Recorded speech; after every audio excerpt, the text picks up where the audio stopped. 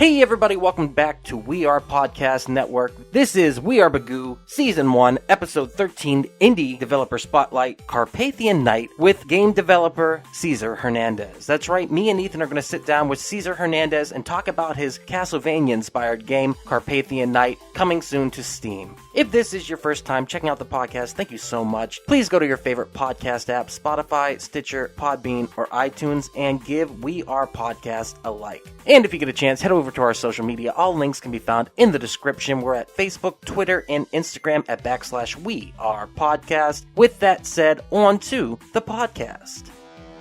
We Are Bagu. Hey everybody, welcome to We Are Bagu. This is a very special episode. This is Duck. I'm here with my co-host. Oh shit! Dr. E! And today we are so excited. We have a guest on here. He is a indie video game developer here in the DFW area. Is that correct? Yes. All right. We got Mr. Cesar Hernandez on the podcast today. Cesar, thank you so much for joining us. Yeah, welcome, dude. Glad to be here. We are so excited. We're going to get it out of the way right off the bat. Go play the demo. Carpathian Night. That is what it is called. Go to Google, type Carpathian Night in there. It'll be linked in the description. Dude. Fucking amazing, Cesar. Great job. Thanks. How long have y'all been working on, as far as progress goes, how long did it take you to get up to that Halloween demo and stuff that you got currently on itch? Well, it kind of started off as a side project like 2017. In those early years, I was just kind of working on it on the side while doing my MBA program. And we've kind of enjoyed working on it so much and have brought on new people that are equally passionate about working on it as I am, that we just haven't let go of this side project. And now it's become this thing that we're going to use it to springboard our own development studio. And this is going to be our first game. Fuck yeah, dude. Hell yeah. But yeah, it started in 2017 in college, because I was working on my MBA at the time. And the thing you would hear about, as an MBA student is that good students try to start a business while they're in college. And so it was a combination of personal fan culture passions of mine and what I was learning in the MBA program. And it's kind of like I put the two together. And Carpathian Night is what came out of that side project I had during graduate school. So real quick, I want to back up just a little bit and talk about you, and then we're going to definitely get to that. Are you from Texas? Born and raised in Texas, but I've only lived in Texas and California. It's Texas, only California? place I live, yeah. And you grew up in Texas, or you grew up in Yes. California? No, I've only lived in California for a year and a half. The rest of that You hated it so much you wanted to come back? It's a healthy combination of things with California. There's a lot of things that could rag on about it, but then there's like the nature part of it. And it's, well, where I was in particular is in Silicon Valley. So being able to see the tech capital of the world up close, like go to the meetups, talk to the people there, meet the people that I did. That was a really interesting experience. But yeah, born and raised in Texas, friends and family are all over here. So you ended up coming back? Yeah. What I was going to ask is, where did this love of, like, if you meet Cesar in person, you look like a bit of a metalhead, my friend, or maybe a bit of a goth kid, if you will, which I grew up punk rock. I love that shit. And meeting you in person, too, you kind of have that chill, relaxed thing. Is that true? Were you kind of a metal goth person, or what would you describe, like, growing up as and your influences as? Not at all, actually. And the hairstyle and all that, it didn't come from a music fandom in particular. I mean, I like Steve Perry, from Journey in the 80s. I actually took a picture of him in the 80s to a barbershop, and I want my hair done the same way. But I didn't do it because I'm such a huge Steve Perry fan. It's just like, I think it's just the way the hair just looks well with the rest of me. So it's kind of the hairstyle I've gone with. Rocking it. It's luxurious, that's all I have to say. You can actually see Cesar in the video Retropalooza on the YouTube channel. Fucking chill guy, dude. I'm telling you, real cool. Like, we went up, just to kind of tell you how we got introduced to you. We went to Retropalooza, me and Ethan. We were having a blast. We were bombing around. We were filming a little bit of a video, talking to people, trying to promote our stuff. And we saw the booth for Carpathian Night. And immediately I was like, boom.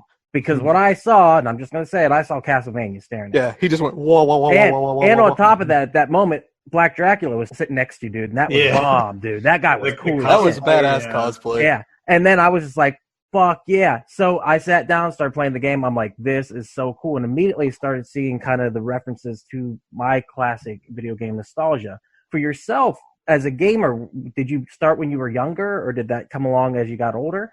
I'll say that one of the earliest memories I have of my entire life, like as far back as I could remember, was the title screen for the original Castlevania. So like Bro, that's yes, there's yes. there's not much I can remember like in my life before that. So from the very, very beginning, I was a Castlevania fan. And, Wow, so like almost your first memory is seeing that screen, seeing the sprockets in the film, the film reel with the back coming out. Yeah, dude. it's And like timeless image in my head personally is that Castlevania title screen. And for me, I had a similar experience. It's one of the first Nintendo games I ever saw. It might have been the first one I ever saw. And it scared the shit out of me. I'm not going to lie. The original Castlevania on the NES terrified me as a child. Did you have a similar experience or complete opposite? It didn't terrify me, but it left a very unique impression on me, and one that not only left an impression, but it left a very specific impression that matches up with my like personal tastes and everything I would have growing up. For example, growing up as a child, my favorite wrestler was The Undertaker. And, you know, I grew up being a huge fan of Castlevania, and then I ended up being a big horror movie fan. And so it left a big impression on me, but that's one of the earliest ways I learned that I would be a huge fan of this kind of genre, and not just the type of games, but all the things I feed into and what inspired Castlevania to begin with. So I got to ask, what's your go-to horror movie then? I really like the classic Universal monster lineup, like the really classic ones. So the Bela Lugosi Dracula, the first Boris Karloff Frankenstein. Yes. There's a big debate about the second or the first one's better. I think the first one's way better. You know, Wolfman, the Creature from the Black Lagoon. Even both fan of the operas, the color one that Universal did. I don't think the silent one was Universal, or was it? I don't remember. But I like that one too, the black and white silent one. But I like horror movies of all different kinds of genres, but like if I had to pick one subgenre of them, that would probably be my favorite one, is the classic Universal films. And it shows in this demo too, because it opens with the theme to Dracula. The Swamp Lake. Yeah, and the second I heard that, I was like, boom, there it is. I love it. And it sets the atmosphere for what you're kind of trying to do with the game. Because like I said, it's a little bit of an homage to everything. And I can see that throughout that. And I am totally with you, dude. I love those Universal Monster movies. When I was a kid, and I think, I'm going to guess you're younger than me, Cesar, you're probably in your early 20s. Is that right? 30s. 30s? All right, so about the same age. When we were kids, the Halloween stands that they did the candy in, they did the Universal Monsters. Do you remember that? And then the libraries had these orange books that were the monster books that we used to get out all the time. I can't think of what they're called, actually. Let me find real quick. It's called Crest House. Oh, okay. These books were in the libraries when we were kids, and like they're really expensive now, but these were wonderful. They were like a wonderful insight into movie making and the story behind, as you can see, The Invisible Man, The Deadly Mantis, It Came from Outer Space, all the wonderful horror movies and B movies from back in the day. So this is what my introduction was to a lot of that, because I didn't have those movies available to watch until I was in my maybe teens. But then once I started going, man, I was all in. Another quick point about Swan Lake. It wasn't the only one of those Universal films that opened up with Swan Lake. We didn't discuss it very long for what should be the title theme of this game. You just kind of knew. Yeah, right? like if we're going to do an homage to all, like the source material, not just Castlevania, but what inspired Castlevania, that was the obvious choice for the title's theme, on top of it being, open to public domain property. So it was like, yeah, we're definitely keeping that in as our title screen. Like I said, it really does set the atmosphere. Any other video game influences at that time? Like you said, you like Castlevania, but was there any other franchises that really spoke to you? Is it a Metroidvania thing? Did you like those games or no? Well, for this game, particular Carpathian Night, there's definitely a lot of Mega Man X DNA in there too. So my favorite Super Nintendo game is actually Mega Man X, even though my favorite Castlevania game ever is on the Super Nintendo. Like, I'm a bigger Castlevania fan in general than Mega Man, but my favorite Mega Man game, I think, is just its perfection. So, oh yes, bro. Are you and Duck like secretly like we're siblings brothers or something? Yeah. Because he's a Mega Man freak. You he see loves that? all these classic horror Right. movies Yeah. and all this shit. You're like, yeah, no, dude, it's nerds of our age. We get it. We understand. And we're down with this stuff. Mega Man X, I think, might be the best game next to Super Metroid on the that's right. on the SNES. Like, no doubt. I played that game so many times. I play that game like I play Mario 2. It's like Xanax. It just calms me the fuck down. It's a wonderful game. Let's go back to your college years. What did you go to college for specifically? I went 2 different time periods. The first one was undergraduate for computer science, and I went back later for an MBA. And what does that stand for? Master of Business Administration. And so what would that degree get you to be able to do? You're able to... It trains you to basically be a manager in big corporate entities. At the same time, I picked up a lot of entrepreneurship skills. When I was in Silicon Valley, learned a lot about starting tech startups and using a lot of that right now, trying to start this company with Carpathian Night. is our debut product. Does your studio have an established name yet? Yes, Tesca Tech. We are, official business here in Texas now. How many people do you got working for you right now? How big's the team? As far as working for us, we have 5 people working on the game. Right. So it's 3 artists, myself, and 1 other programmer. But it's distributed. We're like technically headquartered here in the Dallas area, but the team is distributed all over the world, actually.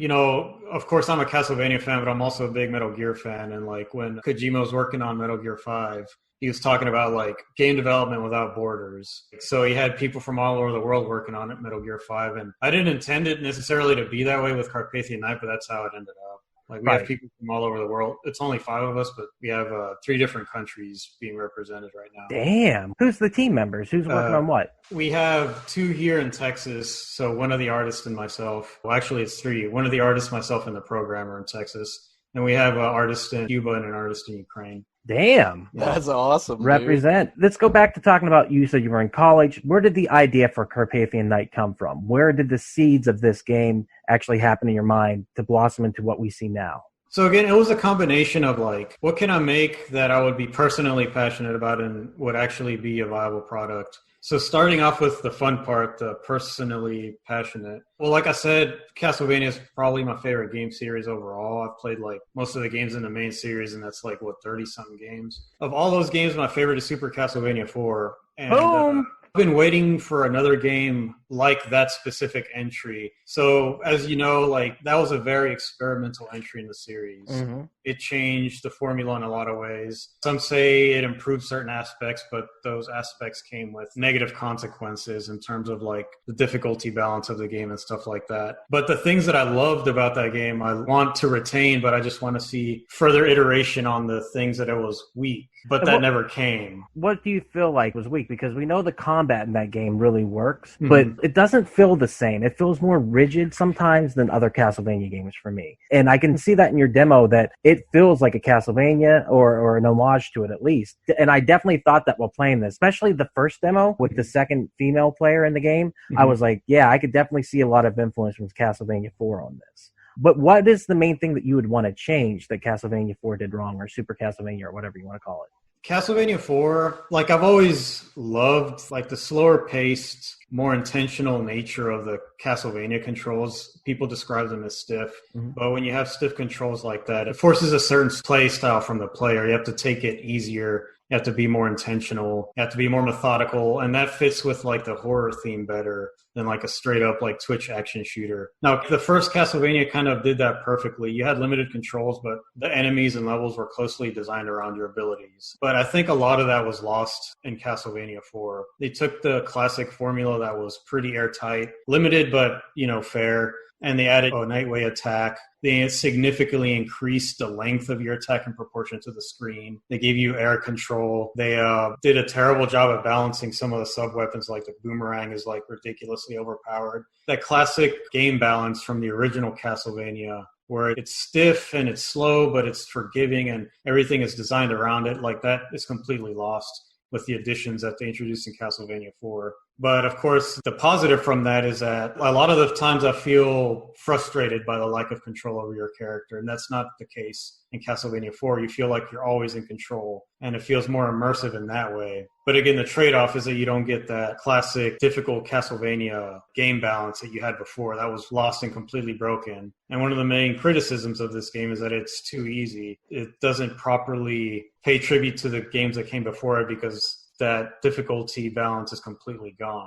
So that's one of the main things I'm trying to address, but there's many others. And I can see that in the demo when you're talking about that. First of all, the 8 directions, like you said, that the character can attack in. The fact that whenever you get hit, you do have the fallback mechanic, but it seems to be more forgiving. Also, I don't know. I had that screw me over a couple times. No, well, I mean, that's part of the Castlevania thing. I fell right into the pit. Yeah. The big thing, though, I wanted to point out, though, like you were saying, how things were strategically placed in the original Castlevania. Castlevania, like you said, can be a slow, methodical game where you take your time. You move, you wait for what the enemy's going to do, you whip. You move, you wait for what the enemy's going to do, you whip. Mhm. I saw that in your demo too. I saw that things were placed strategically to, number one, show the different ways to attack, but number two, to like space it out. So each enemy you confronted.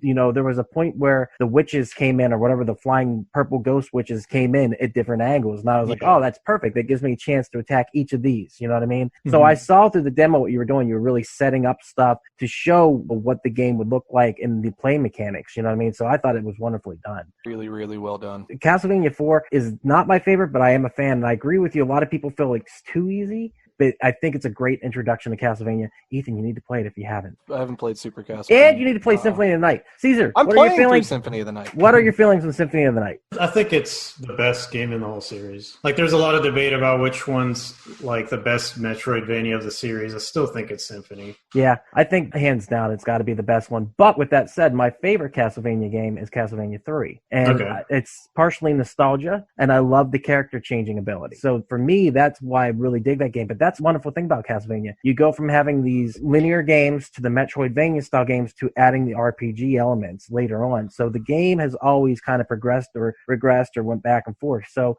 like you said, there's how many games in the series? 30 something? Yeah. You can have your fill of it and just stay away from the 3D games. Unless you like the 3D games, which is fine too.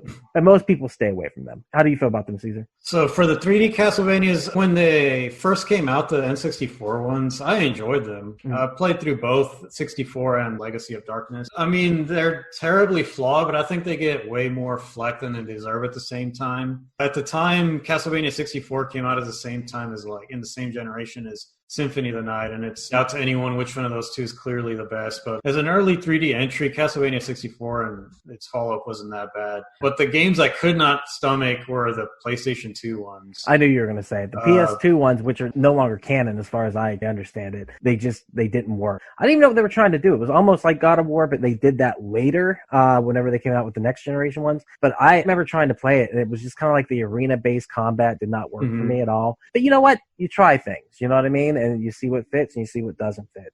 But I agree with you. Castlevania 4 and Symphony of the Night are probably the premier games in the entire series. And then the Game Boy Advance and DS games, you get those after that. Those are just so tight. Even Rondo of Blood. Rondo of Blood's fucking amazing. If you get a chance to play it any way you can play it, definitely check it out. I think Rondo is the best of the Classicvania lineup. You're right. So I think 4 is my personal favorite, but I think Rondo is the best of the classic style of Castlevania for sure. Yeah, and the PSP remake was great too. So that's how I initially played it, and then I was able to play. I think they have a copy of it in there, and then the WiiWare when that came out too, which same here. So good, dude. We know Castlevania. I mean, Ethan, I apologize. You got to get in, bro. You've played. I'm playing through Symphony, and I have the whole collection on PlayStation now, so I'm working my way through it. But and what's the game coming out like next week? What is it? Shoot, Bloodstained, the sequel to Curse of the Moon. Yeah, dude, and the 8-bit version's coming out like next week. Oh, I'm so Duck excited, has been bro. talking about that nonstop. Yeah. It's exciting that they announced it like a few weeks ago, and the release date's already almost here, in 4 days, I think. Oh, I'm so excited to play that. All right, so you're in college. Where does the main concept come from for this game? What were you sitting there thinking? Again, it started with me just wanting more Castlevania 4, and Konami never made another game in the style of Castlevania 4, which is my favorite game in the series. And like other indies or other companies didn't make a game similar to it. So the things that that I wanted to see iterated on is, first of all, retain like the atmosphere that Castlevania 4, the classic gothic horror, Universal monster inspired atmosphere, but then iterate on like the 8-way attack, the core mechanics of the freeform controls, the air control, the 8-way attack, but then structure the game more tightly around that as a base. And so that's what I wanted to see in a sequel to Super Castlevania 4. Nobody was going to make it, so I figured, I have enough programming experience to do it myself. And Konami hasn't made a game like this since, in terms of a Classicvania, they haven't done it since Adventure Rebirth, which is over 10 years ago now. I'm like, well, the Netflix Castlevania is coming out.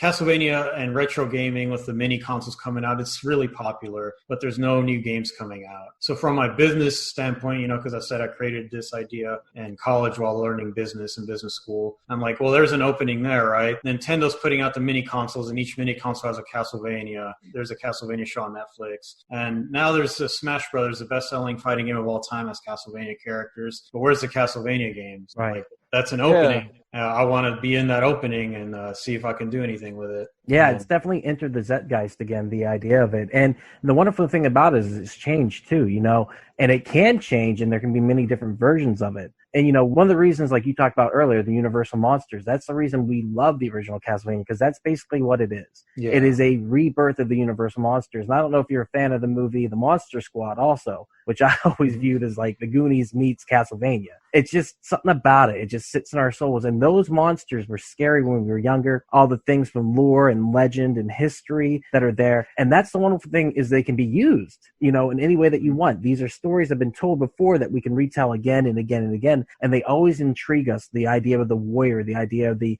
hero going out there and defeating evil that lurks in the nights. I am with you all the way. From college, when did you finally get to your first demo? I was still in college when I released that first demo. I was finishing up my degree remotely in California. And, while I was doing that at the same time, that's when I released that very first demo on HIO. That's when I was still in California. But, I ended up graduating late 2018, and shortly after is when we came over here. And when we came over here in the Dallas area, there's a lot of conventions. Well, back in the good old days, the pre-COVID days. Yeah, no doubt. There's a lot of game conventions here in the Dallas area, and I wanted to get another really polished demo out that iterates on everything I learned about the first demo. And that's where that Halloween demo came from that you guys saw at Retro. Dude, that Halloween demo is gorgeous. Like, it plays great, it sounds great, it looks great. It's just overall super well polished and well made. And honestly, I'm hyped to play the rest of this game. I was sad that there was only just, the 3 sections and then the boss fight. I wanted so much more after that. I'm so looking forward to the rest of this, dude. We got more coming up, but that second Halloween demo we all played is meticulously designed based off of all the flaws I saw with the first demo I released, like back in 2018. And like one of the quotes from Nintendo, I think it might be a Nintendo quote in general, might be a Miyamoto quote, but he says that like the hardest level to design is the first level. And that was definitely true in this case. Our first demo was like way too hard. Try to teach too many mechanics in too short a time. But the Halloween demo we released after that was a much better, like, streamlined introduction into the core game mechanics and the type of level design you're expected to see in enemy design and stuff like that. And the convention thing has been like a major part of like our game design cycle. We design something, get it out there in front of people to play it, watch them play it, come back and improve it. That's kind of been stalled out, though, because of the current COVID world. But yeah.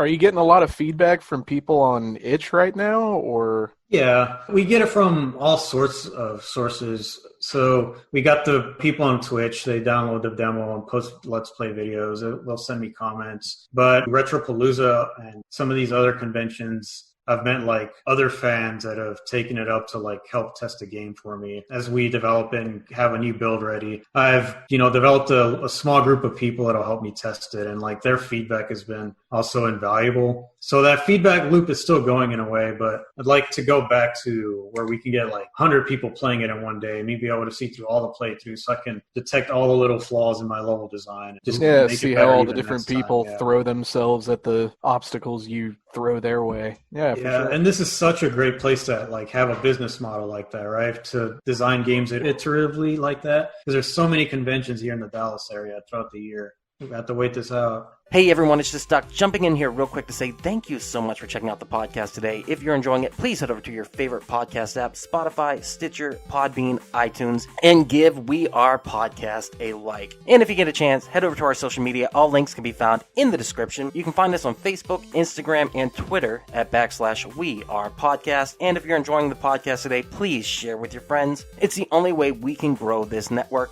With that said, back to the podcast.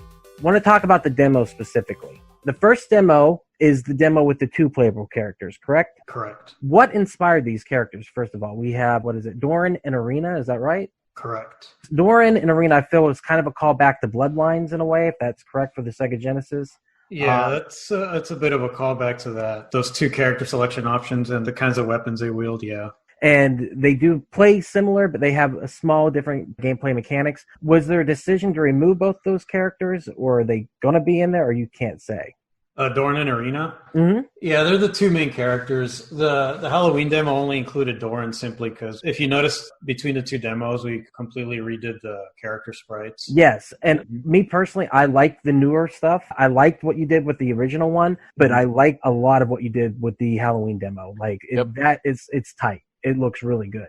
Yeah, Irina's definitely in that one too. We've released some gameplay footage of her recently. So yeah, it's the same characters, the same weapons. But yeah, they were inspired by a lot of different things. So the first character was Abbot Doran. He's an abbot of a church that, dedicates itself to hunting creatures of the night. But he was actually inspired primarily by two historical figures, Vlad Shpesh, Vlad the Impaler, the real historical Dracula, and his half-brother, Vlad the Monk. Vlad the Monk was an abbot of a monastery. And if you look at the way Doran's face looks, it actually looks a lot like that historical figure, Vlad the Monk. And when the game first started, it was called Wallachia Night, and we're going to do a lot more of the historical Vlad Shpesh lore ingrained into our story, but we moved away from that in favor of the universal monster kind of Bram Stoker Dracula. But that's what he's primarily inspired by as far as visually, because the game takes place in the same area of Vlad Shpesh. He has a spear, because Vlad Shpesh is known as the Impaler, impaling weapon. It's a spear, and it also works similar to Whip in terms of game design, because it's a long, narrow,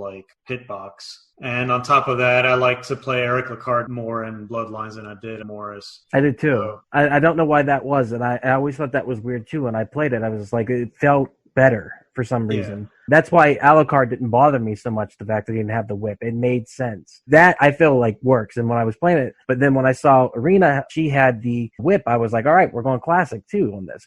Immediately, I went to Bloodlines. I went the DS game. Portrait of Ruin. I went to that because, it is a sequel to that game, isn't it? Yeah. Yes, it's a direct sequel to Bloodlines. So I love that, the idea of that gameplay mechanic. It works beautifully in this. And we wanted to talk about that a little bit. Can you talk about the plot of the games any more than what you just said? So it takes place in the 15th century, again, around the time when the historical Dracula lived, but he's not part of this story, really. The setting of this game, it's kind of like Dracula's origin story. It starts off when Dracula was still a living prince, and in the novels, he refers to the good warlike days. He has very nostalgic feeling for those warlike days against the Turks. So our story takes place in that era. Basically what happens is he is faced with defending himself against the greatest empire in the world. When confronted with that kind of overwhelming might, he does something underhanded and signs a contract with the devil. He falls in battle and is resurrected as a vampire lord in Scholomance, the school of the devil. And this is where Dracula learns and masters the dark arts, is in the school of the devil, which is also alluded to in the novel, that he became a vampire and learned the dark arts in Scholomance. So where the game begins is when Dracula returns from the underworld with the army of the dead at his back.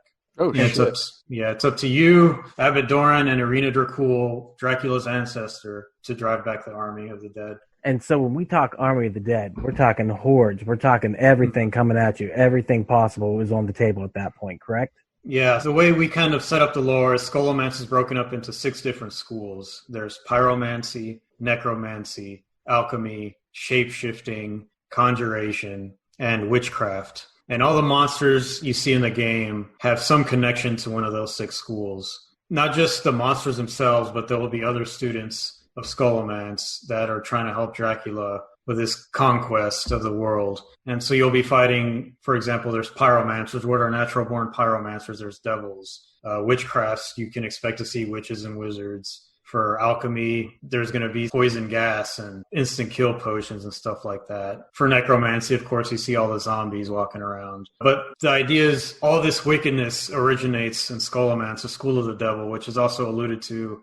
in the Bram Stoker novel. So we're grounding our lore into the Bram Stoker novel. It has to fit. Like in Castlevania, they allude to the novel with Quincy Morris having a son or descendant called Jonathan Morris and stuff like that. But ours will be much more grounded in what is said in the Bram Stoker novel. And that's where this backstory of Dracula warring against the Turks and then signing a dark contract with the devil, training in Scholomance, coming back with an army of the dead. All that has connections to the novel. So every kind of monster that you can think of in terms of like the universal monster lineup, that would actually fit into this story we've crafted. So like the werewolf, that would be a student of shapeshifting. Frankenstein, that would be an interesting one, right? Because that's a scientist making life without dark magic. So that one wouldn't fit, but there's other forms of necromancy where you can create a flesh golem like a Frankenstein.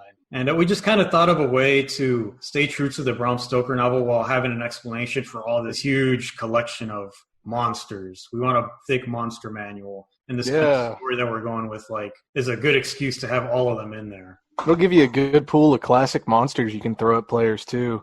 That's awesome. So in the demo, the first demo, there's 3 bars on the top left. Your health bar looks like a magic meter and maybe your action meter. What's going on with that? So it's the health bar, your mana bar, and your dash meter. Well, the health bar is obvious. You get it to 0, you die. The mana bar, you don't get to see it in the Halloween demo again because we didn't finish the skill system. And I was saying the next demo will be a vertical slice, so it'll have this skill system. So what Castlevania has, it's sub-weapon pickups. And I've always had my problems with the sub-weapon pickup system. For example, I never have the weapon I need when I want it. Or randomly picking up a knife when I didn't intend to. And stuff like that. So we're going to do something different. Both Doran and Irina will have their own separate, unique set of skills. And you simply have to unlock them and equip them like you would in a Mega Man game. I was about to say. Except that you don't get them from bosses. You get them from finding hidden pickups throughout the levels. So you have to get through the levels in terms of surviving the action sequences, but you have to poke around, look for hidden walls for these pickups that allow you to unlock the skills. And once you unlock skills, you can equip them whenever you want, like Mega Man. So that's what the system we're going with for that. This demo that you're working on to release here in the next few months, is this going to be taking place in a different area completely than the other two? Different bosses, different enemies, things like that? It'll be a really souped-up version of the Halloween demo. Awesome. That Halloween demo is, like I said, only the very core experience, that it doesn't have all the other features. It'll have everything as if it's the final game. And we're going to add more than just that level. It'll have the level from the Halloween demo and something more. Is there going to be wall meat? There's going to be questions. We'll see.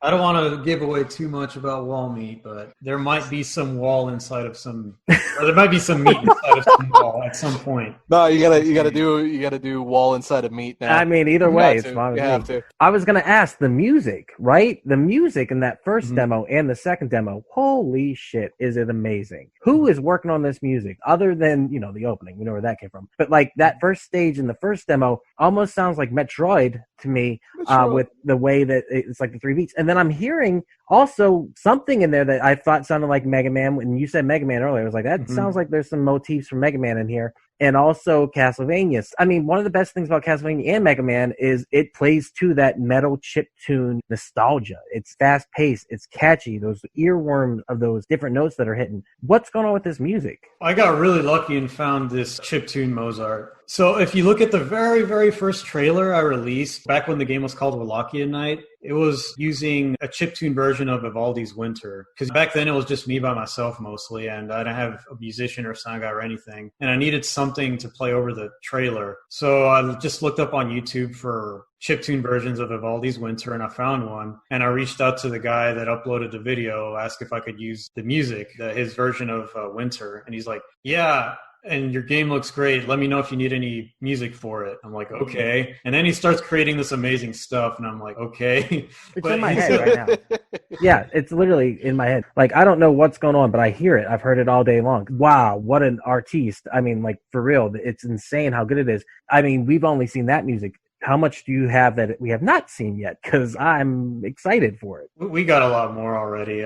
But yeah, he's been up since that very first trailer, back in 2018 when we released it, when it was just Vivaldi's Winter. And it's been him doing all the music and sound for us exclusively. And if you looked at his YouTube channel, he was up from what I understand, he's really into the hardware side of making chiptune music back in the day. He has all this fancy hardware and stuff to kind of emulate the sounds and stuff. And that's his specialty, is in particular just chiptunes. And the style of music matches the soul and the heart of what those old Castlevania tunes. But not just Castlevania, he's inspired by a lot of different sources. You mentioned Mega Man. I heard Metroid. Like I said, the 3 notes in there, and that one part where it's it's kind of like the item room almost, and I was like, holy shit, that's amazing. We'll definitely make sure we're going to link that. We're going to make all the links available so people go check that out. what I did want to ask on top of that, finding the balance for this demo and finding the balance for the game, how has that process worked out for you as a developer? You know, are you still constantly working on stuff? And like you said, you like the process of seeing people play the game and come back with feedback. Do you take the feedback personally whenever they say stuff, or do you go, okay, that makes sense and I should probably try that? Well, I come from it from the lens of software product manager, because when I went to business school, to get my MBA, the main kind of career option I wanted out of it is software product manager. And the main number one goal the software product manager has to do is to go out and solicit feedback of the product, bring it back into the development team, make development decisions based on that feedback, and then go back out, obtain that feedback, bring it back in, and just endlessly loop that cycle. So like a product manager, if he can't take negative feedback, he's not a real product manager. A product manager is like a robot that just goes out there, collects the feedback and analyzes it, and then decides what to do with it. And that's why I'm so adamant about putting my game out there. I'll put it up on itch, on Game Jolt, but on top of that, all the conventions that I've shown it at and that I was going to show at this year. It's because I take that like Silicon Valley style product manager role seriously, and I just do everything I can to solicit feedback. And if I hadn't been doing that, the game would be nowhere near as good as it is now, because a designer's blind up to a certain point. I can objectively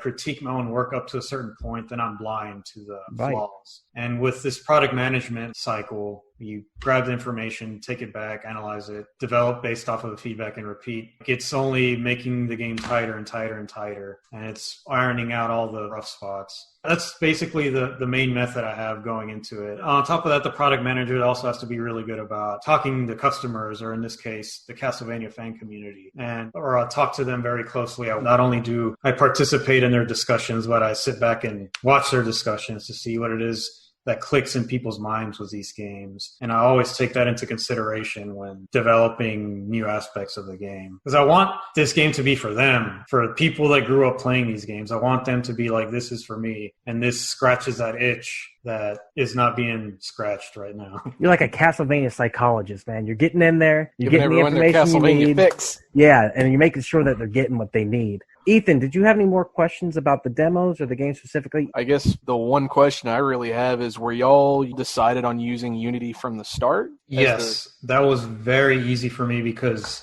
there's only one reason, but it's a really good one, that I already had professional experience working with it. So I'm able to hit the ground running and immediately get as much done as I could, as opposed to switching to something else. I'd have to learn that engine or that language from ground up. And on top of everything else, Unity is extremely attractive insofar as that you can easily port to different platforms. And as far as making this a viable business, I want this thing on PC and all the consoles. And something like Unity is only going to help facilitate that. I guess once you get settled on PC, get that to where you like it, you're going to start branching out to your PS5s, Xbox One. We have to. Yeah, this is a console game at heart, right?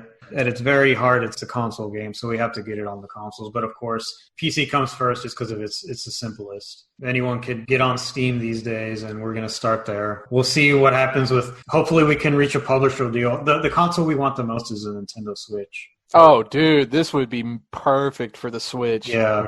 Especially with the art style. I was going to say, and I'll just throw this out here real quick. The second demo, the Halloween demo, the parallax scrolling is fucking amazing in that too. Mm-hmm. Just everything graphically, I think about that second demo is where it needs to be. And even gameplay-wise, you can feel there's a huge jump between the first one and the second one. I enjoyed the first one. Like you said, it was difficult. It was hard. And that second one, I could see, I was like, okay, this is becoming a game. Like this, I could see, I want the next level. Like Ethan said, I want to keep going. I've got my little bit of my fix, and I want to keep feeling this. I want to know, how many hours do you think you've put into this? Is it even countable at this point? It's too many. I have my Bitbucket backlog that shows all the stuff I've pushed and committed to the code base over the years, but it's really hard to say. And on top of that, it's slower than the process of endlessly iterating based off of feedback slows things down too. But the result is that we just keep improving on the core mechanics and the core experience over and over, to the point where it gets really, really refined. And that's where you need to be, really, if you're going to make any kind of impact. So we've put countless hours into it, but we still got a long way to go. You said a demo coming out soon, hoping for Halloween 2020. We're definitely aiming for that, yeah. Yeah. What can people do to help when they play the demo? I saw the comments. I saw the feedback. I saw that you replied to all the feedback, always. What are you looking for specifically when people play the demos, or when they play the next demo that comes out?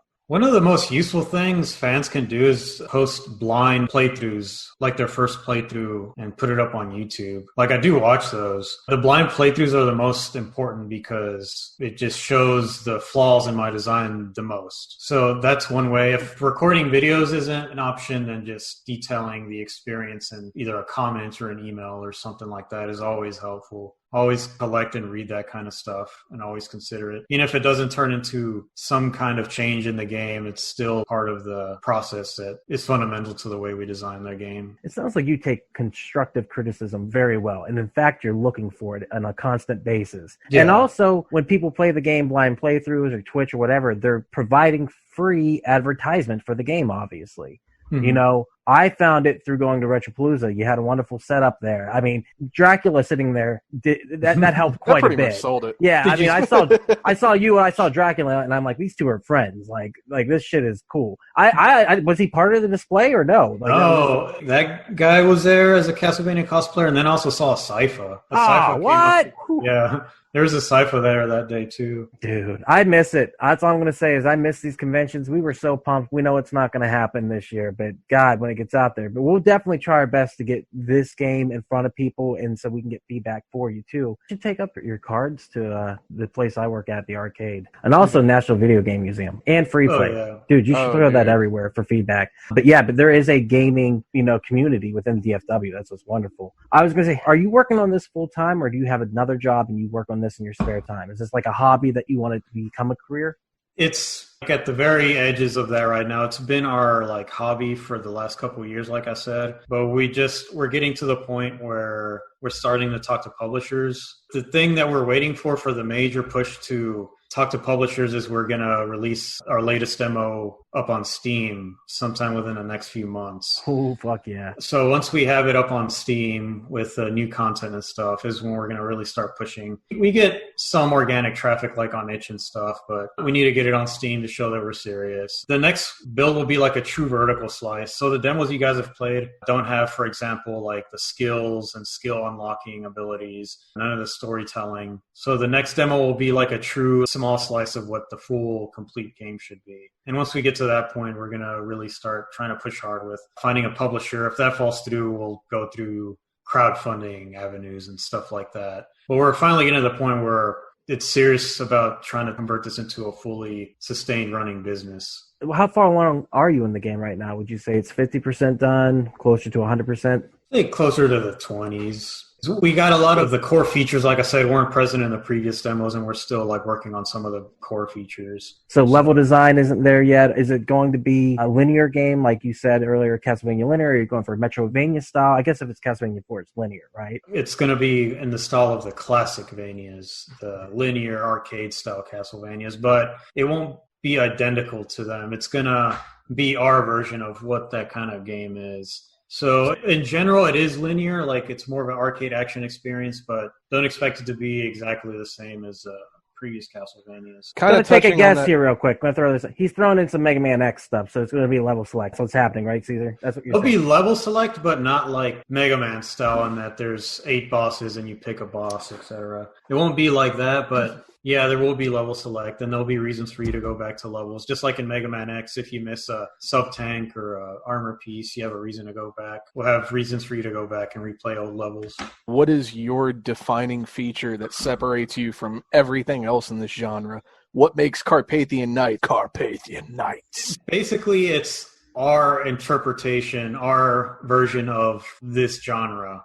So we're going to keep true to this core spirit of what people like about these style of games, but it's going to be clearly our own take on it. We're going to retain the dark horror, gothic horror atmosphere. We're going to retain the classic style, art style and gameplay, but it'll be distinctly our own version of it. And you'll feel like you're playing a new Castlevania, but it won't be the exact same thing as before. It won't be like a ROM hack where it's just different levels and different graphics. It'll be distinctly our own style of this old classic formula. And not just our own style, but informed by the advances in game design that we have today that they didn't back then. That's going to be coming into Carpathian Night, what you can expect. It'll be familiar but fresh. You'll feel right at home, but like it'll be like doing it again for the first time. Part of the Castlevania thing too is like the fan community. I love the fact that you said that you're going after the community and you're saying, hey, listen, I got this over here. Are you finding that there's a lot of love in that community for the game? Oh, absolutely. I mean, on top of all that, some of the team members I found that are a fundamental part of this project I found through the Castlevania community. That's where you find the most passionate people, is in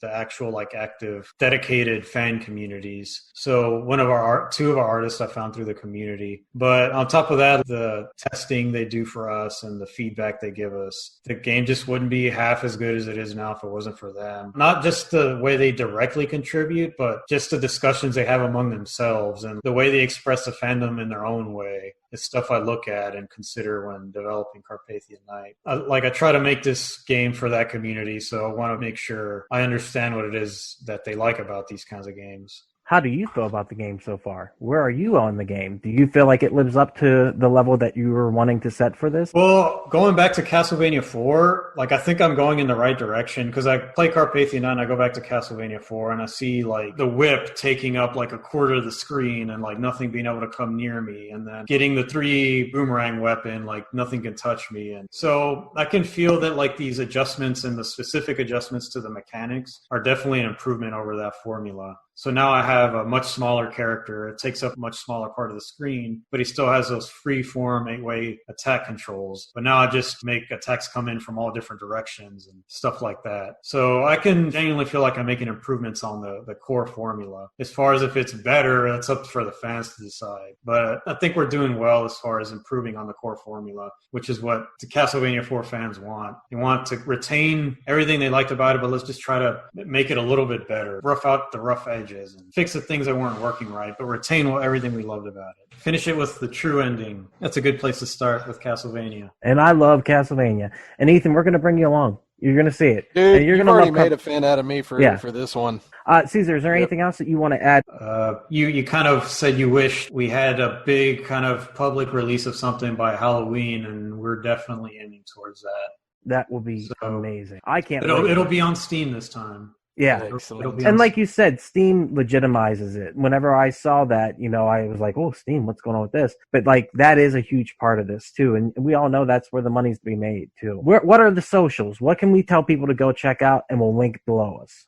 Just Facebook and Twitter at Carpathian Night for both of those. Our Instagram is Teskatech, which is the name of the development team. But mainly our Facebook and Twitter, the Carpathian Night Facebook and Twitter is where you'll find the latest updates. Right on. Well, hey, we appreciate you talking to us. Thank you so much, Cesar. Thank you for talking to us today. Definitely go check out, play the demo. We'll be on the lookout for the next one coming up soon. I'm super excited about that. With that said, this has been Duck. I've been here with Dr. E. and Cesar Hernandez. Sir, we appreciate it so much again. Thank you. Thank you. One last thing. Yes. If y'all have any Castlevania episodes, feel free to invite me. Ooh. Oh, bro, you are totally coming on Bagu. We'll get you and we'll get Will on there because me and Will and you, we'll carry the podcast, Ethan. Y'all gotta sell me why I should play every single game in the Castlevania I can series. sell you on that shit right now, bro. You don't even know. Like, Castlevania is where it's at, dude. Castlevania is like, it is life. Real quick, I gotta tell you this, Ethan. Not Cesar, because he's our guest. You gotta tell me this, though. God, you have to do it. You have to know this, and you have to remember this. Remember this. You guys ain't Billy Mitchell, bitch. Stop trying. That's our outro. It means nothing. Yeah. You know that Billy Mitchell's the shit. Did you get to talk to him at the Retropalooza? Yeah, I took a picture with him. Yeah, I was terrified. Oh, nice. Yeah, we didn't do that because We took a picture of the back of his head. Yeah, he's a scary man. He looks twice my size in the picture. Yeah, he's a beast, and he's scary. All right, we appreciate it, dude. Thank you so much. All right, later. Yeah. And there it is. Thank you so much for checking out the podcast today. If you have enjoyed it, please do not forget, share with your friends. That is how we grow the network. And if this is your first time listening, head over to your favorite podcast app, Spotify, Stitcher, Podbean, iTunes, and give We Are Podcast a like. And if you've enjoyed this podcast, you're going to love the other podcast here on the We Are Podcast Network. We have We Are Error, where we talk about movies, entertainment, whatever the fuck we want to talk about. That's me, that's Jake, that's Hobby. We're breaking down pop culture, and we're having a blast. Don't forget Heroes Giros, a Dungeons and Distractions side quest. Me and the boys were sitting down, we're playing some D&D, we're having so much fun. You can go and start that from the beginning of the journey, Season 1, Episode 1. You're going to love it all the way through. And finally, I hate being sober. Personal stories from epic people. I'm going to sit down with some of the most epic people I've ever met in this world, and we're going to talk about their life, we're going to talk about their trials and tribulations, and we're just going to talk about their journey this far. Head on over to our social media. All links can be found in the description. You can find us at Facebook, Instagram, and Twitter at /WeArePodcast. Also, head over to the Facebook group, We Are Era. We would love to see you in that group. And don't forget, if you've enjoyed the podcast today, share it with your friends. That's the only way we can grow this network. But with that said, I have to remind you, I can never let you forget this. You ain't Billy Mitchell, bitch. So stop trying. We'll see you next time.